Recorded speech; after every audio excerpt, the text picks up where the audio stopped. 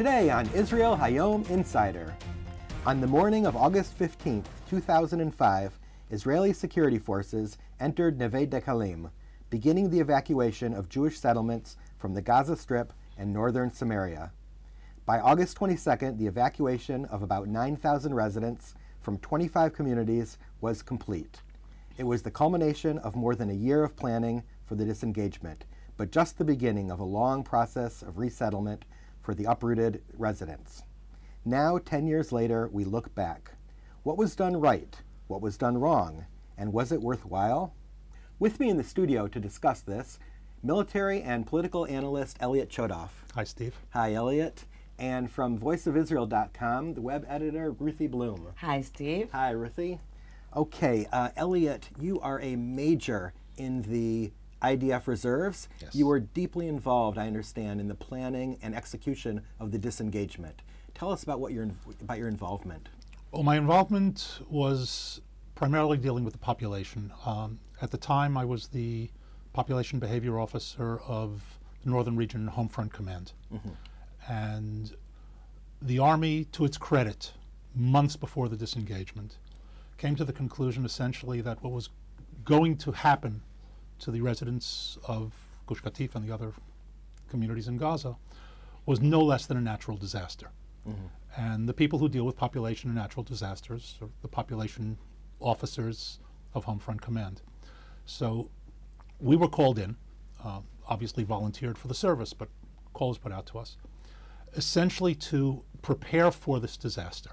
And when I say disaster, I'm speaking specifically what is happening to the residents. Yeah, on a human level. On a human level.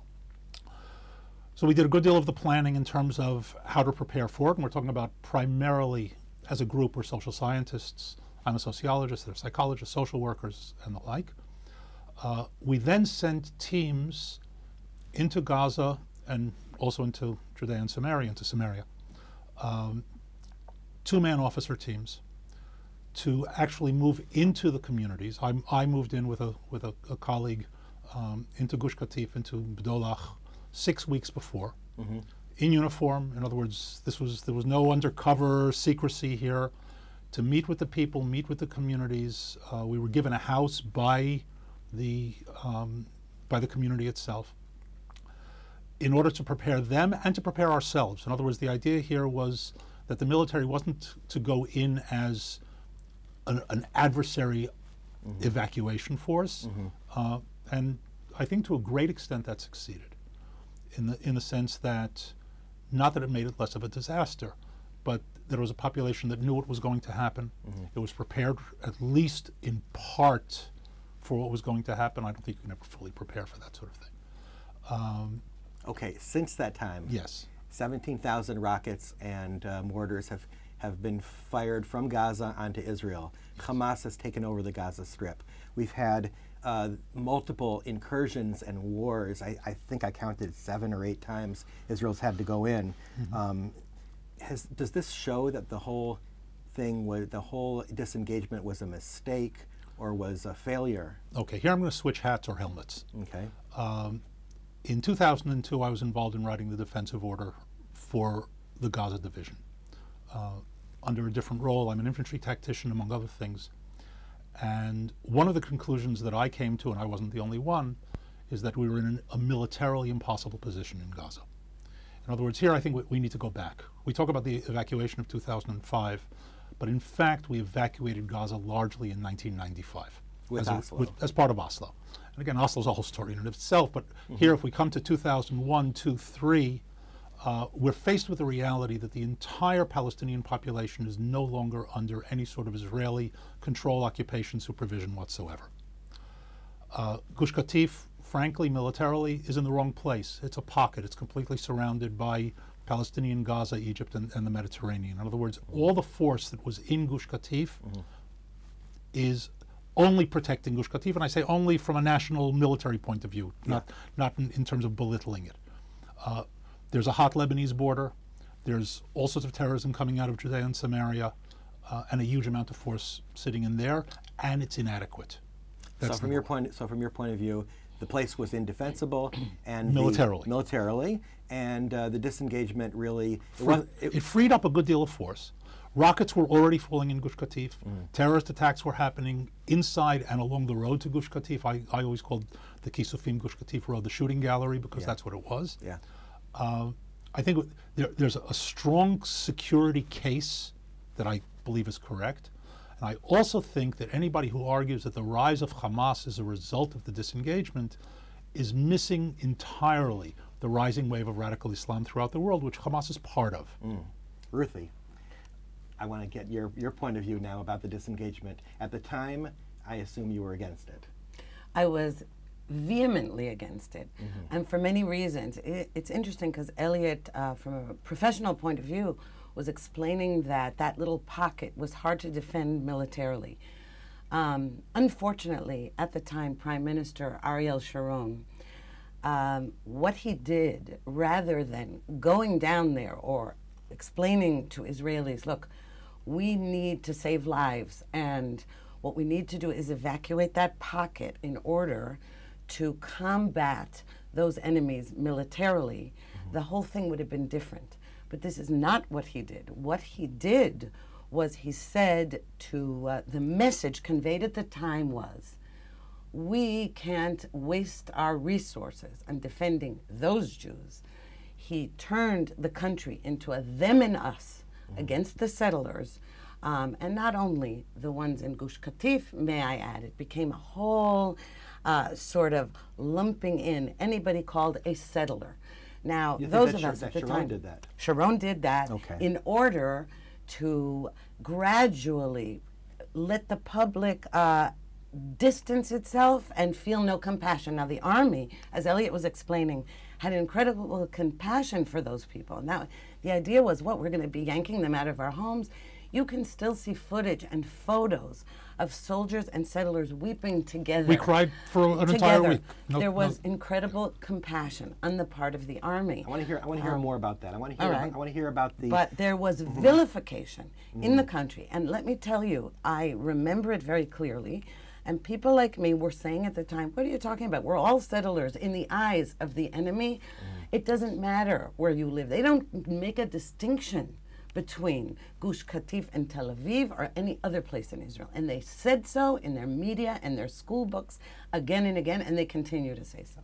Okay, I want to go back a little bit to the atmosphere in the country during that week or 2 weeks of disengagement. It was surreal. It was, from my point of view, it was heart-wrenching.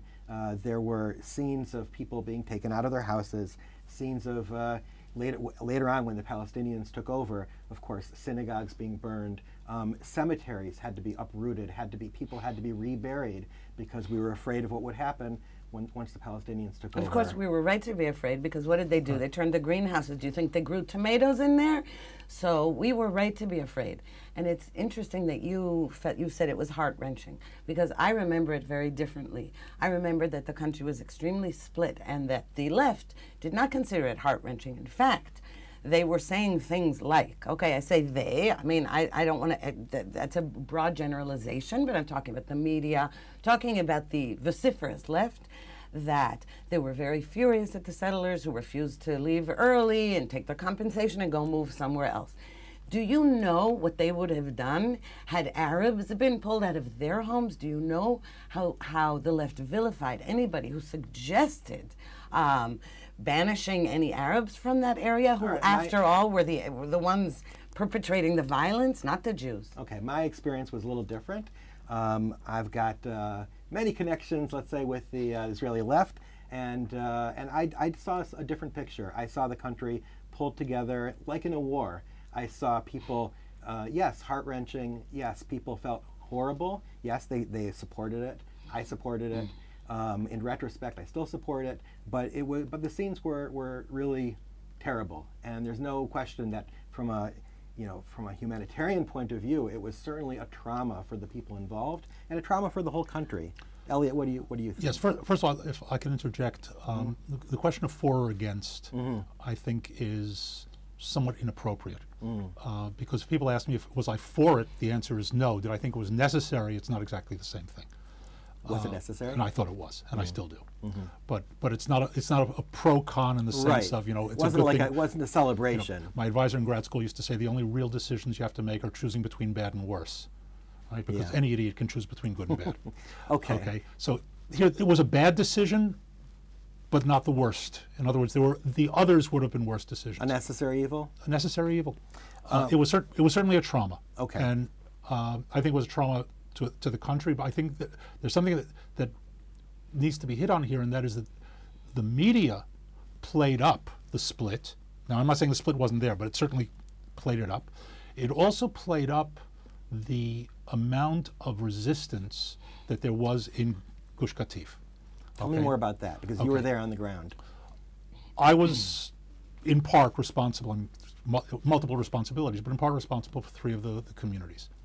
There were 185 families in those 3 communities. At midnight on the night of that they were supposed to be gone already, there were fewer than 20 of those 185 families still in their homes. Of those 20, some had permission to still be there, tacit, explicit. In other words, we're talking about fewer than 10% who were still there, none of whom actually physically fought when they left. 0. Okay. Okay, the scenes that we saw on TV, people on the roofs, people attacking. So I'm not saying that it didn't happen. What I'm saying is 2 things. One is a very, very small number, but those were the scenes that you saw, and not people crying with the soldiers and packing up and we saw that. We saw that also. No, I know, but in other words, the Zoom was the fighting as such. There were also thousands of outsiders in Gush Katif. Sure. And I'm not going to say not a single resident or anything like that, but you know what? My experience was most residents were busy dealing with their own personal tragedy of having to leave their homes. And very, very few of them were actually involved in physically trying to oppose it. I have to keep in mind, this is a population that was heavily armed. We did not take away their weapons. In other words, the whole thing happened with an armed population, and the soldiers who were sent in, primarily officers, who were sent into the communities were unarmed. Yeah, and no one was killed. And there was no shooting, let alone... No shooting? Right. Injuries? Were there... Minor injuries. And I, at the time, was a member, and still am, of the media. And I remember from our side, I worked at the Jerusalem Post at the time, and our military correspondent in the month leading up to it, every single quote he had, every single article, was the anticipation of massive violence on the part of the settlers. So you don't have to tell me, well, the media was sympathetic. There was hype about the kind of violence that existed, as though they were talking about those Palestinians who would have committed. Incidentally, at the same time they were saying that all of the religious soldiers and officers were going to refuse orders and desert. And what really happened? Zip. The only thing that happened at the time were a few soldiers requested not to have to pull family members out of their homes, and were allowed to. And in a very deep research, every planning meeting I went to, I would count kippot in the meeting. And you know what? If 15% of the people sitting in the meeting were wearing kippot, there wasn't going to be any mass anything. Yeah. Because we're talking about, that's the population. Right. Okay, I want to shift a little bit now to the aftermath. Here we are 10 years later looking back. All sorts of stories about bureaucratic disasters, bureaucratic snafus, people who, from some people's point of view, people who were basically left on their own to fend for themselves. From the other point of view, people who received a lot of aid to go and settle in Gaza, and then a lot of assistance also to come out. So you have both points of view. What's the truth? Was the aftermath a disaster?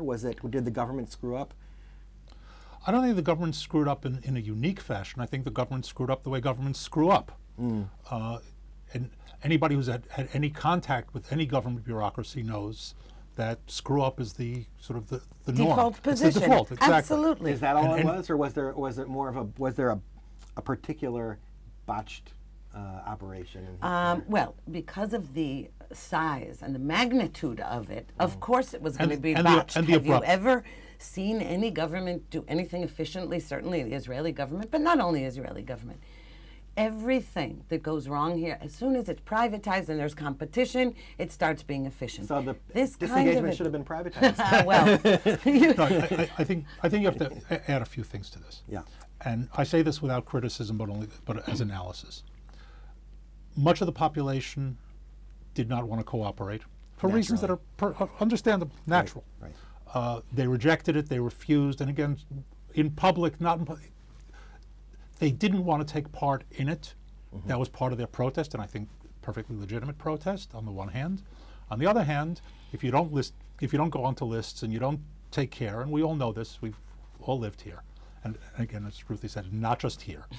The government isn't going to come to you and take care of you. Yeah. If you push and push and push, maybe you'll get part of what should come to you under the best of plans.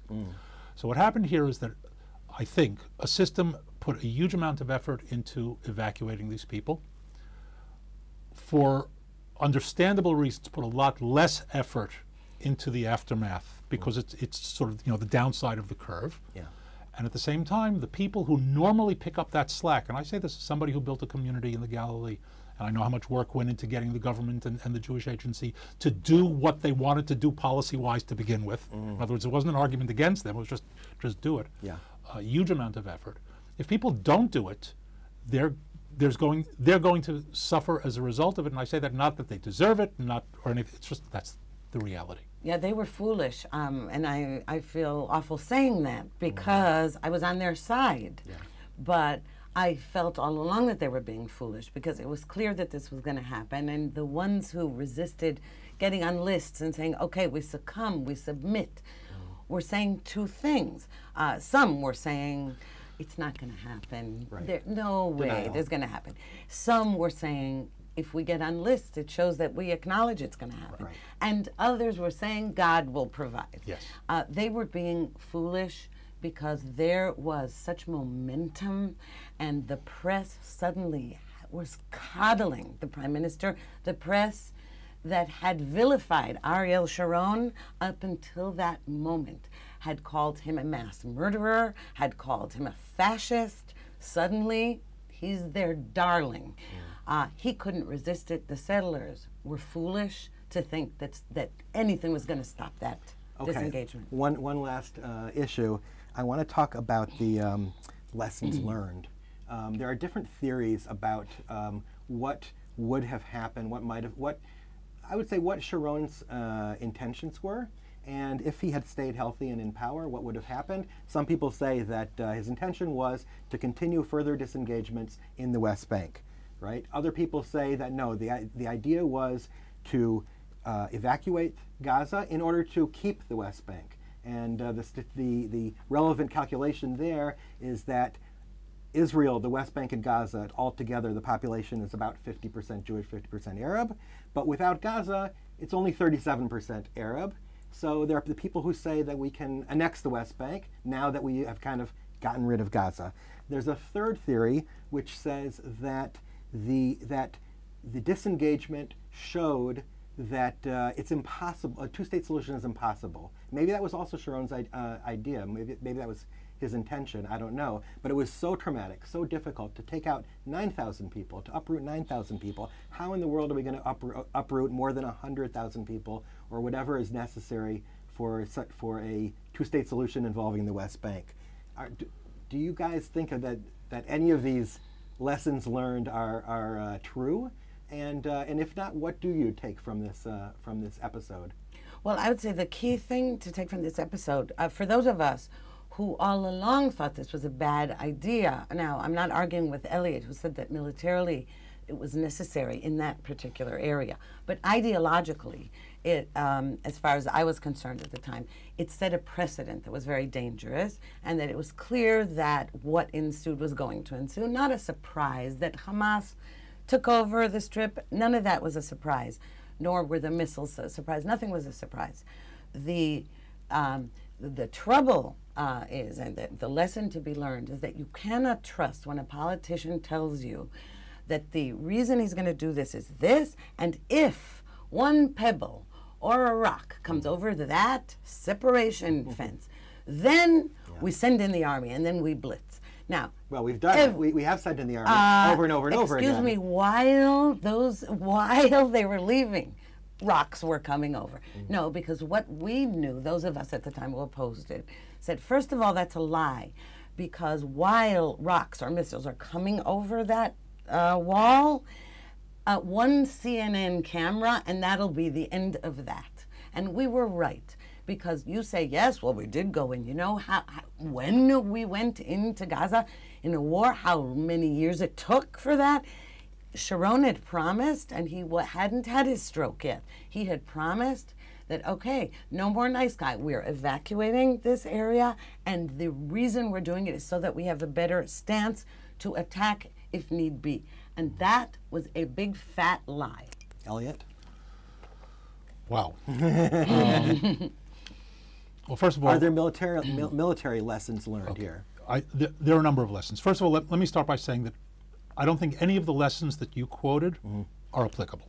Start with that. I think that one state, two state, three state, X state has to do with what's happening in the political leadership on the other side. And questions like, can you evacuate, can't you evacuate, is well within a context of under what circumstances. Yeah. Incidentally, I don't buy into a premise that says there can only be peace if there are areas, and in this case, the areas of the land of Israel, that are a priori declared Judenrein, free of Jews. Now, that may be the result of a negotiation, but why should we start from that as a premise? So even there, that the military situation has to be seen in its full context. And I think this is part of Sharon pre-stroke and Olmert. Let's not. Let's not go there. Let's not. Yeah. Okay. But I think part of the consideration, I know part of the consideration of getting force out of Gaza was that we had a Lebanese border that was completely uncovered. With all due respect to the guys who were up there, from the year 2000 until 2005, and I'm talking about the fall, infantry was not holding the Lebanese border. To a certain extent, the confrontation that led to the war in 2006 is an outcome of the disengagement in the sense that suddenly infantry brigades are up there, as opposed to very good guys, but that's not their job. In other words, there's a grander picture. Even today, if we look at what's happening in Gaza, between us, Hamas, with all of the difficulty, is a sideshow compared to Hezbollah. Yeah. And the consideration is to go after Hamas, and I'm talking about even last summer, and to what extent, versus what we're facing on the northern border. And full disclosure, I serve in Northern Command, so it's my hometown. Right. But okay, but the northern border, the Lebanese and Syrian border, is a far more serious strategic threat to Israel than Hamas is. And that doesn't mean Hamas rockets are not a security threat, don't misunderstand. But a full commitment there versus what might happen, these are all considerations. And I think that to say, okay, this was done in Gaza, therefore it can be done in Judea and Samaria, different places, different circumstances, different topography, different location, different. And I think that drawing those kind of lessons is, I would say professionally, totally unsound, but simply a mistake. Yeah. Because you can make that sort of, okay, we did it there, so we can do it here.